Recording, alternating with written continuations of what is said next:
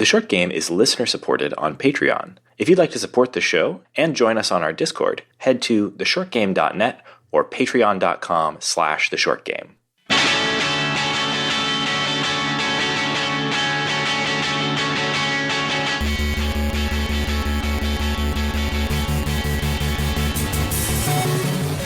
Welcome back to The Short Game. This is a show about short video games that respect your time. I'm Reagan Kelly, and I'm joined by my full cadre of co-hosts.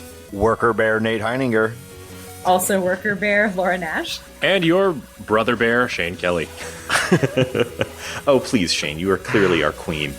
And we're talking this week about Killer Queen Black, which is a arcade-style multiplayer competitive game for the Nintendo Switch and computers running Mac and Windows via Steam.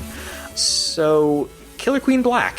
I've been wanting to cover this on the show for a little while. It came out about late last year, late 2019. And I hadn't had a chance to really get into it because it sort of requires a full team. In the case of Killer Queen Black, it requires 4 people on each team, and it's... And how were you going to find 4 people while playing games together? Impossible. But, also with the... It just doesn't exist. But also with the pandemic and everything, we've been kind of looking for ways to get together and play games together more often, and it seemed like the right time to check this thing out, and I'm really glad that we did. So brief setup, and I also want to give a little backstory about this game. Killer Queen Black is a team-based, a good way to think of it is a team-based 4v4 joust with a bunch of other mechanics thrown in. So you have a lot of the mechanics of something like Joust, where you've got sprites walking around a 2D level with small platforms, trying to attack each other. The Joust style rules of, if 2 people bump into each other, the one that is sort of on top is the winner of that confrontation. Those all apply. But there are a bunch of twists. And I think it makes a little bit of sense before we get too far into talking about Killer Queen Black to explain why I was so excited to cover Killer Queen Black. Shane, you and I have played the original Killer Queen together. Yes, absolutely. This is a game that gets physically hauled out to like game conventions and things like that. And for many years, the only way you could play Killer Queen was to go to a big event where Killer Queen is not a downloadable title or something people are going to set up on computers. It's a physical arcade cabinet. Mm-hmm. And not just any arcade cabinet. It's probably, save for some things that are like, practically a ride. It's the biggest arcade cabinet you will almost ever see, because it's a game where there's a screen on both sides of the cabinet, 4 sets of controls, or 5 in the 5 sets of controls in the arcade version on each side. So 10 players. So 10 people are able to stand around this gigantic cabinet. In form, I would say it's kind of similar to the really big brawler style arcade machines of yore, things like the old Turtles arcade game. Yeah. Where they had multiple monitors, but this is of course using just giant flat screen monitors. 2 47-inch LCDs, one on each side. Mm-hmm. And it's a very quick playing game, so it does kind of support very well the kind of convention atmosphere of people dropping in and dropping out. One of the sets of controls is the controls for the Queen, and the rest of the controls are controls for drones. And every game, do you want me to get into how it plays out? Well, I want to explain a little bit more about the sort of the object itself. Yes, I do want to get into that. But before we dive into that, a couple things about my history with Killer Queen. It's a game that really lends itself to sort of league play. So because it requires 2 teams of 5, and in the arcade version at least, there are no bots. We're talking you have to man all of those stations, or one of the characters is just standing around. It's a hard thing to get to play, but I was lucky enough when I was living in the Bay Area to be, that's sort of the hot spot for Killer Queen. And that was also not too long after Killer Queen came out. So this game originally came out as this massive arcade thing in 2013, and it was 2019 before the home version, which is pretty substantially different in a couple of ways. But the original version of the game, there were a lot of like articles and things about it around that time. I think I read about it first in something like Boing Boing, that sort of online thing. And it originally came out of No Quarter, which is NYU's sort of experimental arcade game event. I think that's still going on. It is still going on. Unfortunately, it was supposed to happen in, I think, May. It's one of the many things just delayed this year, but they've done a little bit of a virtual one if people want to look. Yeah. So the two designers are Joshua DeBonis and Nikita Mikros, and they designed this game based on a physical game played with teams that was like the sort of game of people running around on a field. The rules were kind of play tested and developed as a in-person physical game for 2 teams of 5 players. But they turned it into this arcade experience for No Quarter, and they kind of play tested and refined it. And then they have a business selling these machines, and they're frightfully expensive, as you can imagine, with these massive cabinets. And they're really designed to be the kind of thing that you sit in a barcade or that kind of thing. And the big selling point on selling one of these to a barcade is that in pretty much everywhere one of these massive machines lives, you've got a kind of like bowling league style assembly of people getting together to play it. So you can, form teams, have brackets, that kind of thing. It's really good that they brought it out of the physical field, because a lot of giant snails had to die for the development of this game. So when they brought it into the video game form, I thought that was great. Less giant snail murder. Honestly, I have no idea how they did the giant snail chunk of this game when it was a physical game. Who knows? But yeah, really cool thing. This game that only existed as this sort of event, this massive thing that you had to go to a place to participate in. It felt really special. And people were always asking them, where, is there going to be a home port of this? Are you going to release this for home consoles or for computers or whatever? How can we bring this experience home? And I think part of their commitment to the people who shelled out thousands of dollars for these massive cabinets was that's never happening. Their line was always, there's never going to be a home port of Killer Queen. And so when we finally did get a Killer Queen home game, 6 years later, it's not straight up the original Killer Queen. It has a number of differences. You can really think of it more as a game based on Killer Queen, maybe sort of like Killer Queen 2 or something like that. There are a number of little differences. The graphics are quite different. There's some changes to the rules. There's some additions, mostly additions. But also it's for a different number of players. Killer Queen Black is for 2 teams of 4 instead of 2 teams of 5, which is another pretty significant difference.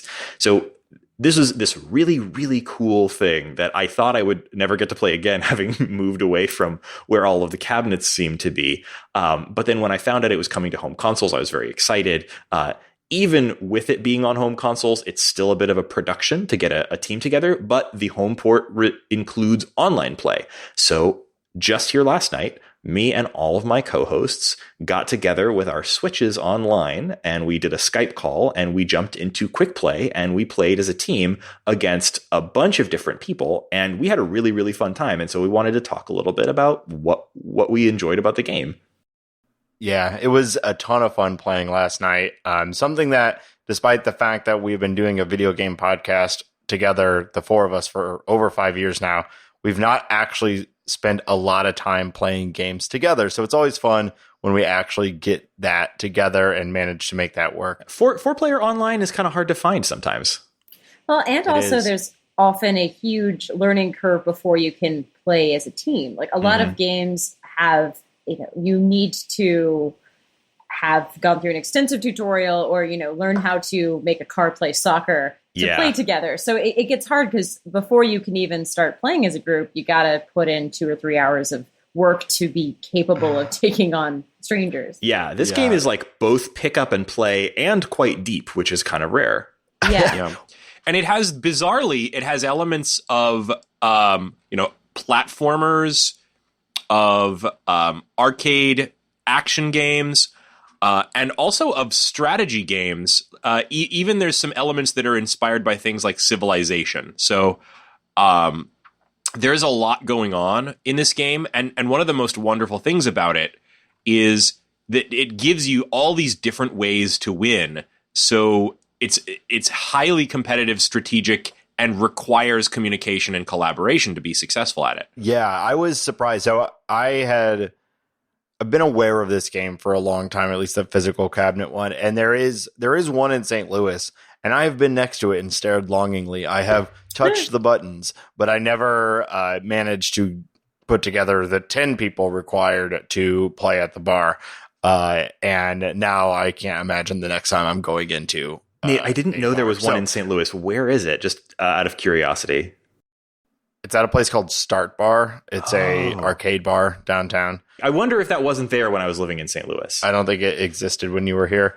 But yeah, they have a lot of the big machines. It's an okay place. It's one of those places that's like more a bar that has some arcade games, less of a arcade that also serves beer. But they got a Killer Queen machine, and they've had it for 3 or 4 years now. I just have not taken the time to get people together to go out there. But I've been there and again, just stared longingly at it. And so for playing it last night, I had never played it or done the tutorial. The first time I ever interacted with the game was our first game. And it was very funny because Reagan was like, "Oh, you'll pick it up," and then just started like yelling directions that made very little sense. But, yeah, he's like, "You'll pick it up. Okay, let's go full economic." And he's just like, "Yeah." It's like Reagan's, "Yeah. Okay, Nate, don't worry. It's really simple. Now, Nate, do you want to do a military, economic, or snail victory?" Like, those sound like 3 very disconnected things. But with that said, I think by the end of the first game, I understood almost everything except for a couple of nuances about some of the like actions you can do or some of the different warrior bee upgrades and things like that. But for the most part, like, yeah, with just jumping into a game all on audio with you all, like, wasn't necessarily good by the end of that game. Don't know if I ever got to that point, but at least I was able to pick up what was going on. There's a lot happening on the screen, but each individual piece is actually not that complicated. It's like we either need to collect all the berries, we either need to ride the snail all the way to the end, or kill them more than they kill us. Like, those are 3 very simple concepts.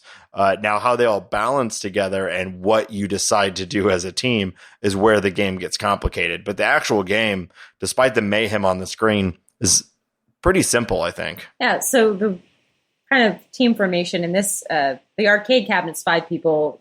The game we played was 4. Basically, one person plays the queen, but the other people are kind of workers. We call them bears, but they kind of look like bears. I think they might. Well, the name of the company that makes this, I assume, comes from this, because the company that makes the game is called Bumble Bear. Yeah, so the Bumble Bears. Oh, yeah. I assume they are Bumble definitely Bears. Look like bears. Yeah. Which, by the way, the sprites are adorable. You can choose from like this weird, like, dominatrix heavy metal thing, like a striped shirt, like a bare chested. There's a lot of little options, but they're very funny. Yeah, they're very cute. It's very easy to tell who is who. And they have your name on top of your character the whole time, which is excellent. Yeah, I got to say that's a huge help of this versus the arcade version, because, you know, if you're playing the arcade version where obviously it doesn't display anyone's names anywhere on screen, God help you if you forget which of the little bears was yours. It can be really easy to lose yourself on screen. Whereas here, like, I just scan the screen. Oh, there's Reagan. That's me. I'm gonna make sure I know where I am on screen. But basically, I've said everyone except one person starts off as a worker. But what makes it really fun is you can then choose to upgrade yourself to a warrior to get a weapon or a power up of some kind, but then you can't do all of the action. So a lot of the balance is like, I've died, I've come back. What task do I do? Do I want to upgrade myself? Where is my team right now? How are we on any of the 3 routes to victory? And is the other team going to win imminently? Do we need to go straight on defense? So it's a lot of reactive work. Sometimes these games, I've played, the person playing the leader, the queen character, is really dictating all of the action. This feels like everybody, even if you are just a worker, could change the course of the whole game. That feels unique in this type of game to me. To be clear, too, Laura, I think that's a absolutely a great point. I will say, though, I think it being entirely reactive was more a that's because we didn't know what we were doing. That's more a reflection. That's more a reflection of us as a team, and maybe not the. Maybe I think not. One of the teams that design decision. Maybe that's just how we play the game. We didn't do that badly, but I think some. If we'd been maybe a little bit more. Premeditated, then we might have done slightly better. Well, there was at least one team where I would argue they were incredibly proactive. They had little strategies and little things that I'm pretty proud of our match wins that we did get dropping into this game as we did pretty much with basically no experience. Well, I appreciate that we at the beginning we would be getting decimated and we'd be like, oh man, this is a very aggressive team. Like that's how we interpreted it, because playing this at a high level means you are just murdering the opponents, stopping them from making any progress on any actions. And you can get to a well-oiled machine. It is easy to dominate. But the rounds are short, so if you get dominated, you can fix it next time reasonably quickly. Mm-hmm. So I want to take a second and go into the actual rules of Killer Queen, how this game works, because it's pretty simple, but it's also pretty brilliant. I think maybe understanding a little bit of this will make it easier for folks to tell if this is something that they want to try with their friends. So first of all, we've already explained a little bit about the teams. You've got 2 teams of 4 in this case, and one of those people is the queen. The queen can fly, and the queen has a downward slash move that she can do, kind of a sword slash downward, and she can do a sword slash horizontally, like a dash. That's new, by the way, in this version of the game. The arcade version did not have the sort of dash move, which makes the pace of playing as the queen in this a little higher. Much faster, yeah. Mm-hmm. So you pick who's the queen at the beginning of the round, and it does a nice little thing where people can opt into being the queen or not. Then the rest of the folks are playing workers. There are 3 main goals that you can do to end the round, and a match is best of 5. In any individual round, you can win by either what's called an economic victory. That means that enough of your drones have gone out, picked up berries that are scattered across the level, and carried them back to your home base. And there's a certain number of berries you have to collect, kind of made obvious by the sort of little wall that you poke the berries into special holes. So economic victory, you carry a bunch of berries back to your home and you pop them into those holes and you fill up your wall. The military victory would be killing the enemy queen 3 times. So regular drones can't kill the queen. Queens can kill each other, joust rules, like I mentioned earlier, or if you're a drone, you can take one of the berries to a gate. These gates are little sort of upgrade spots. And if you carry one of the berries to a gate that your team can use, either an unclaimed or one that's claimed by your team, then you can upgrade to a warrior. And the warriors have the option to use one of several weapons. That's another difference between this and the arcade version. In the arcade version, the warriors only had access to a sword. But here you've got the option of a sword, a laser gun, a Morning Star. A gun. The gun is very funny to me. And honestly, the Morning Star I initially thought was confusing, but actually was what I was most effective with. I really had a lot of fun with that one. And then there's a 4th one. I don't remember what it was. It's called Stinger on the list, and now I'm not sure if I know which one was the Stinger. I think that might be the gun. No, it says laser and stinger in the page I was looking at before. So I don't know, maybe just 3, and maybe there's a 4th one that I haven't unlocked. Yeah, and don't forget the lightning bolt that makes you fast. Yeah, that's another upgrade you can get, but it doesn't turn you into a warrior. So when you're upgrading, you can choose, depending on the gate, usually between 2 things. You can either choose to pick a weapon, or if the gate has the option, you can choose the speed up upgrade and become a speed drone, which I'll explain in a second. But that helps a lot with the economic victories. And there's also the shields, which are also new in this version of the game. Anyway, that's the military victory is kill the enemy queen 3 times, and either the queen has to kill the enemy queen, or one of the drones upgraded to a warrior has to kill the enemy queen. Should also note that all of the worker bears can be killed too by the queen and by the warrior bees. If you're carrying a berry, you drop it. If you have an upgrade, you lose it, and you respawn pretty quickly back at your hive. Yeah, you're never going to spend a long time out of commission. Yeah, your queen, you have 3 eggs for the queen, and the queen will rehatch from the eggs. But if you run out, you're dead. But you have an unlimited number of respawns for your drones. Right. And then final type of victory is the snail victory. In every level, you start with this massive snail in the middle of the level. And all you have to do to win that way is ride the snail from the center of the screen back to your side of the screen. But that's made challenging by the fact that the snail moves very slowly. So usually all eyes are on the person riding the snail. And it takes sometimes several minutes to ride the snail all the way across the screen, and you're very vulnerable. So if you're sitting on that snail riding it towards your side of the screen, probably you're going to get sniped by the enemy queen, and maybe one of their drones is going to come hop on the snail and start riding it in the opposite direction. Which the nice thing about having these 3 ways to claim victory is that 3 victory paths is enough that it's kind of hard on this very hectic screen to keep an eye on everything the other team is doing all at once. So it's easy to do little distractions. So maybe, for example, your team is going for snail, but you're not actually planning to do a snail victory. It's more of a diversion so that they don't notice how many berries you're acquiring towards your economic victory, that sort of thing. So it's really fast paced. What I just described sounds really complicated, but it actually becomes, totally it's very readable on screen. It's become second nature very quickly. And it's not always very readable on screen. It's pretty chaotic sometimes. Everything you look at, you can really easily determine what's going on, but you just may not be looking at everything. You know what I mean? So it's easy to look at where the snail is and say, okay, the snail is 75% of the way to their side and they are riding it. So they're about to win with the snail.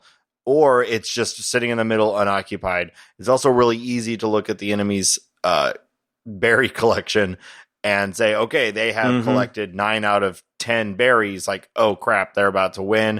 And then it's also really easy to look at their queen eggs and say, oh, the queen's been killed 2 times. We just need to kill it 1 more time to win. It's really easy to assess each victory condition and where each team is in regards to that victory condition.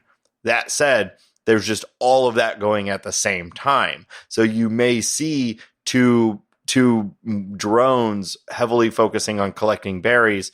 So everybody goes into sort of defense mode, powering up, trying to go kill those bears that are collecting berries.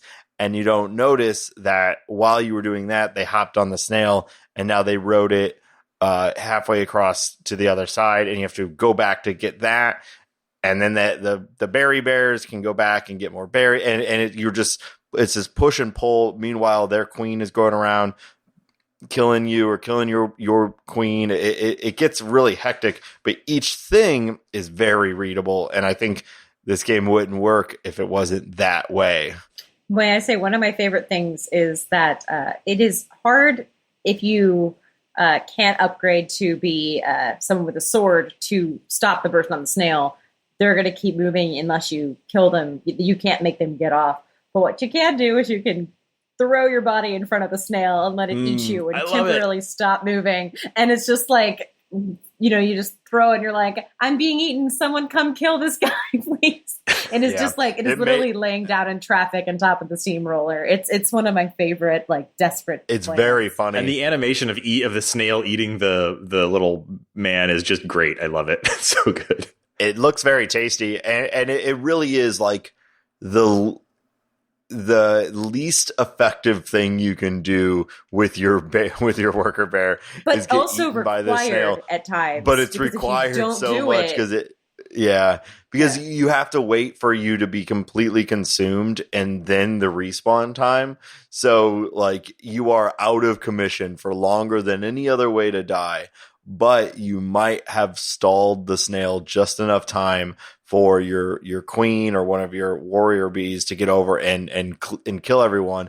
And we had many games that we actually many rounds that we won because someone had just been sacrificing themselves to the snail until we could sort of get back on top and get the momentum back. It was it's a really funny objective that you'll take upon yourself randomly. Like, I'm gonna go get eaten, and you're just like going hard as you can, and you can tell that like the enemy or like the other team knows that's what you're trying to do, so they're desperately trying to kill you while you're trying to avoid them to go and get eaten by the snail. Is a really funny combination of circumstances in this game. I'd like to talk for a minute about like playing as the queen, because it plays very differently from playing as any of the other like types of from the warrior or the drone.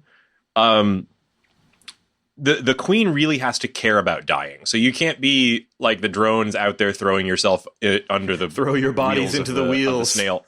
Yeah.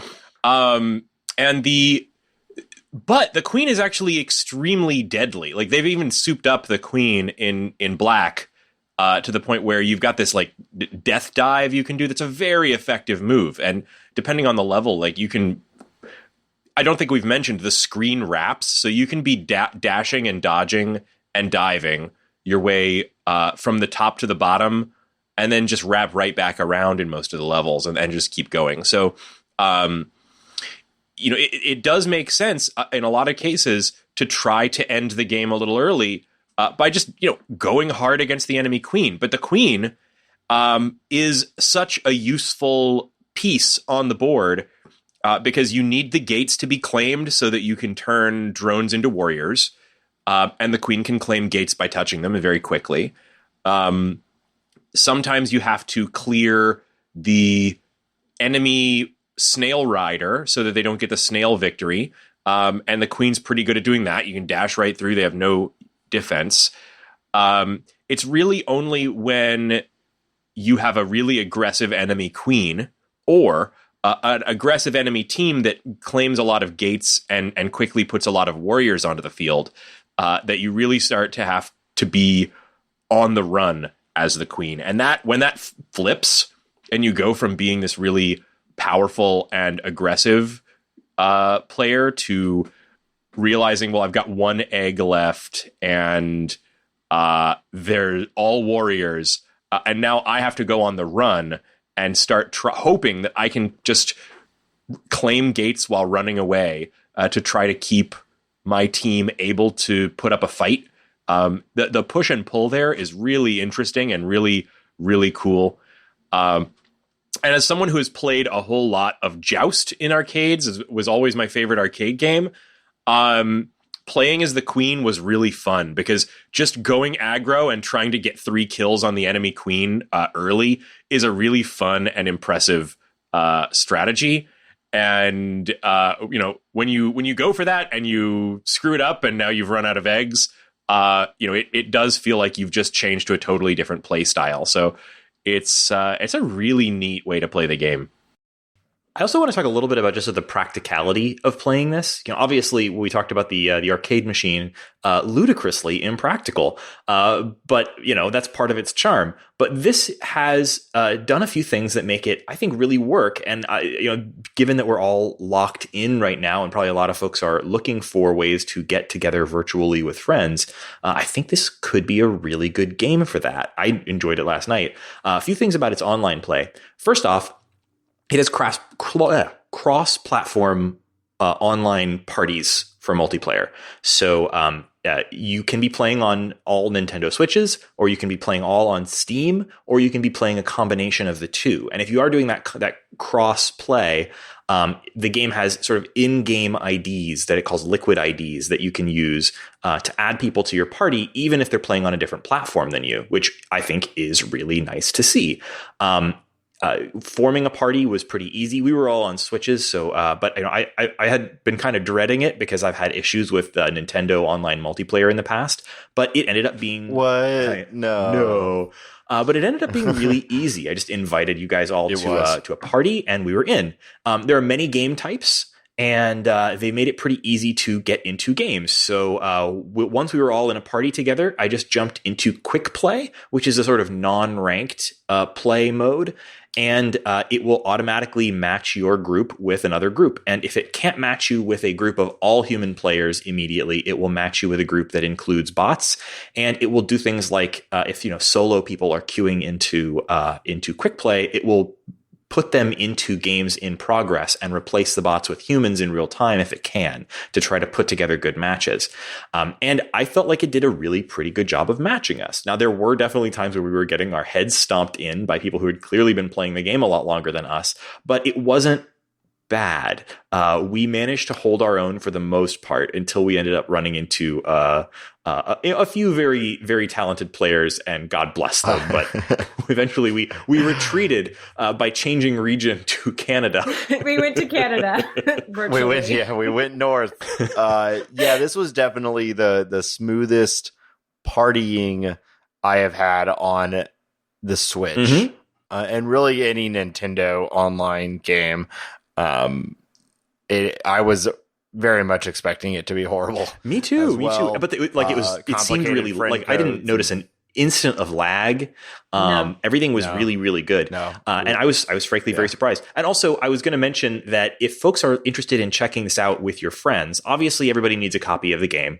And so for some folks, that might be a bit of an impediment. But a couple things to keep in mind: it's MSRP $20. It's $20 downloadable on Steam or the eShop. It seems like they started having sales somewhat frequently.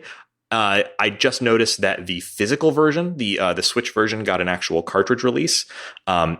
Original price on that was $20, but it's down to $17, and it's been as low as $15. If you want to keep an eye out for that, you could just literally order some physical copies and give them to your friends as a hey, let's get together kind of thing. Or if you go on Steam, they have a package deal where you can buy 4 copies of the game and then gift the copies to your friends for $30 for 4 copies of the game. Was it 30? No, did I get that wrong? That's what I think it was. They're practically giving them away. Yep, $30. What a deal. And also, it'll run on Windows or Mac. So if you have friends who don't have a killer gaming PC or whatever, that shouldn't really be an issue. So if they've got a Switch or they've got a MacBook or something, they can join you for this one. I would also recommend, though, if you're playing on the Switch version, to dock your Switch. This is a game that has so much going on screen, and the sprites are so small that I tried playing it in handheld mode, and it was a little bit too small to really keep track of everything that I needed to see. So I would recommend playing this on your largest screen and sit close. Yeah, and one other caveat on Switch, they did say in the recommended, they did say on the Switch, though, when we started, if you are going to be doing a group, like we did, to turn off your voice chat. We did that. We actually just had a Skype call going so we could see each other and, played on our different TVs. So we can't speak to the quality of the voice chat in the Switch version, but that's something I know they're aware of. I think it's neat that they even have voice chat, like in-game voice chat on the Switch version. It just sort of said in one of the notes, like, if you're having trouble, you may want to turn that off, which, no big deal. And if you're playing on the Steam version, they don't seem to have that concern. So maybe that's a reason to go for the Steam version if you want to do the voice chat with strangers. Or just have a call with your friends. Yeah. Yeah, I was perfectly happy to just be on a Skype call with all 4 of you guys, and we didn't need to talk to the opposing players. So I had a ton of fun with that. I don't like voice chat with strangers anyway, so...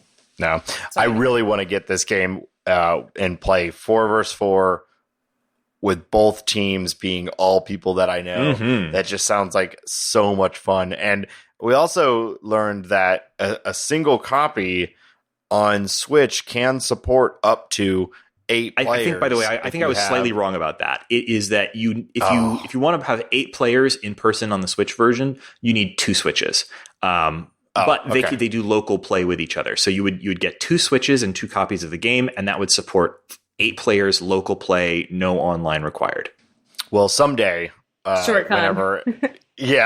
whenever we have ShortCon, we're going to do some 4v4 in-person Killer Queen, and I cannot wait. It sounds like so much fun. Yeah. So I really, really love playing this. I would put a call out to our listeners. If you have played this or want to play, I would totally jump into this again, maybe even like organize a night. So if we have some listeners who are interested and we can put together 4 of you, maybe we could do listeners versus hosts or some mix up or something like that. I would love to get back into this some night again in the near future. That'd be a ton. Had a ton of fun playing it. Totally. I think we only intended to play for a couple hours. We started at 9:30 my time, and I think we logged off at almost 1 a.m. So good on this game. Yeah, totally fun. So thank you so much for joining us on this episode of The Short Game. I am Reagan Kelly. You can find me on Twitter at ReaganK. That's RayGank. And you can find our show on the internet at www.theshortgame.net or on Twitter at _shortgame. And Laura, where can people find you? You can find me on Twitter at Laura J. Nash. And Shane, where can people find you? You can find me on Twitter at 8BitShane. And Nate, where can people find you? On Twitter at NateSTL. And listeners, thanks again for joining us on this episode of The Short Game. If you want to support the show, you can find us on Patreon at patreon.com/theshortgame. That's the best way to support the show. And if you support us at even $1 a month, you will get immediate access to our Discord, which is where we talk about the games that we're playing and we plan things. And hey, if you want to join us for a round or 2 of Killer Queen Black, that would be the best place to hit us up. We would love to have you there, and we can start arranging some play nights if you want to join us on our Patreon. One quick shout out for next week, programming note.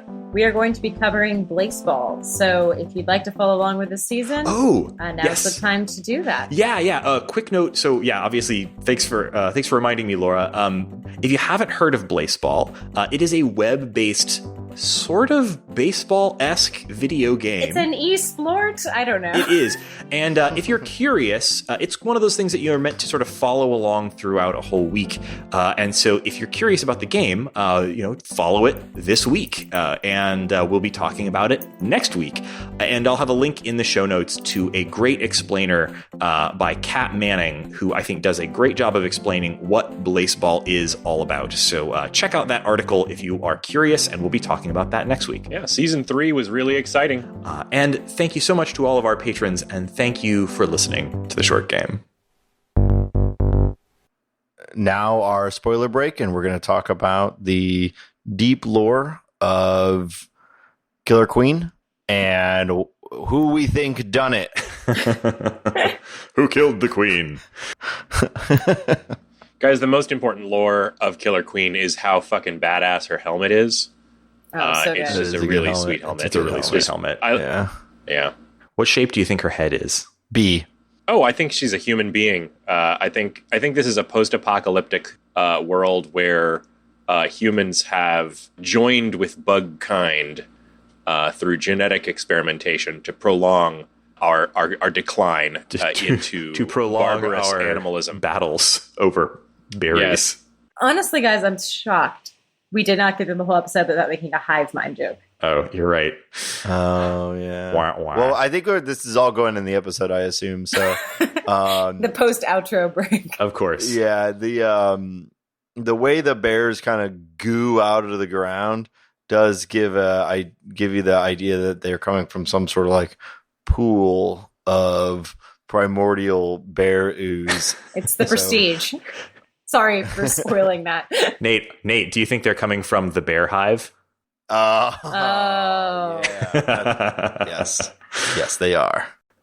For listeners, if this ends up going in the episode, Bear Hive was a famous and influential indie band. Starring Nate Hyland. Yeah, thank you. Played good shit. Great. All right. I'm going to stop. Everybody hit stop.